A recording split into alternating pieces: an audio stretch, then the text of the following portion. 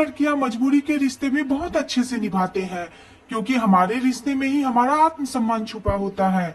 हमें हमें आत्मसम्मान के साथ कभी समझौता नहीं कर पाते। यह बात तुम हमेशा याद रखना। तेजू परेशान हो जाती है तो नील उसे संभालने की कोशिश करता है, लेकिन वह उसे मना कर देती है। तेजू अपना सिर पकड़कर बैठ जाती है। नील उसके पास जाकर उसके प्रति अपनी चिंता व्यक्त करता है, लेकिन तेजू कहती है कि तुम्हें क्या फर्क पड़ता है। यह कोई मूवी नहीं है जहां अंत में सब कुछ अच्छा हो। यह असल जिंदगी है और इसमें इंसान के हाथ में कुछ नहीं रहता।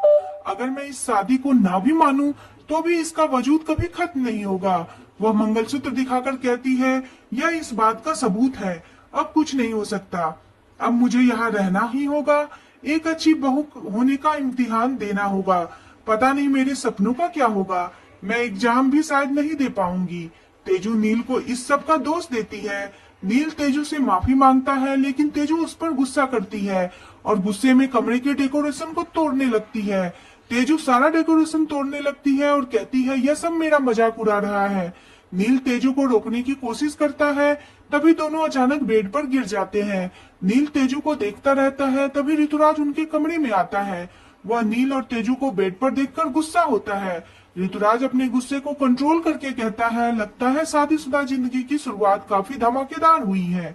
नील और तेजू खड़े होते हैं और नील ऋतुराज के आने का कारण पूछता है। ऋतुराज तेजू को सर दर्द की दवाई देता है और बताता है कि वह मेडिकल से जाकर यहाँ लेकर आया है। ऋतुराज बातों ही बातों में तेजू पर ताना मारता है।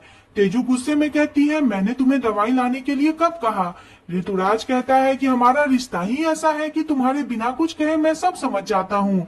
वह बताता है कि यह दवाई लेने के बाद भी नींद बहुत जरूरी है। फालतू के कामों के लिए जागना मत और जल्दी सो जाना। नील कहता है, तुम यह भूल रहे हो, डॉक्टर मैं हूँ, और अगर इन्हें दवाई की जरूरत होती तो मैं इन्हें दे देता। इनको सिर्फ आराम की जरूरत है। यह आराम करेगी, ठीक हो जाएगी। ऋतुराज कहता है, तुम्हारी वजह से तो हॉस्पिटल घाटे में जाता होगा। तुम तो सबको ऐसे ही कहते होगे कि आराम करो, सब ठीक हो जाएगा। इसके बाद ऋतुराज जाता है और नील से कहता है, सॉरी मैंने तेरी स्पेशल नाइट तुझे डिस्टर्ब कर दिया। इसके बाद नील तेजू से कहता है, अगर आप चाहो तो यह दवाई ले सकती हो। तेजू कहती है, डॉक्टर तुम हो या तेजू। वो परेशान होती है। नील उसके लिए बर्फ लाकर देता है और कहता है, अगर बर्फ अंगूठे के ऊपर रब करने से सर दर्द तुरंत आराम हो जाएगा। तेजू कहती है, तुम क्या जादूगर हो।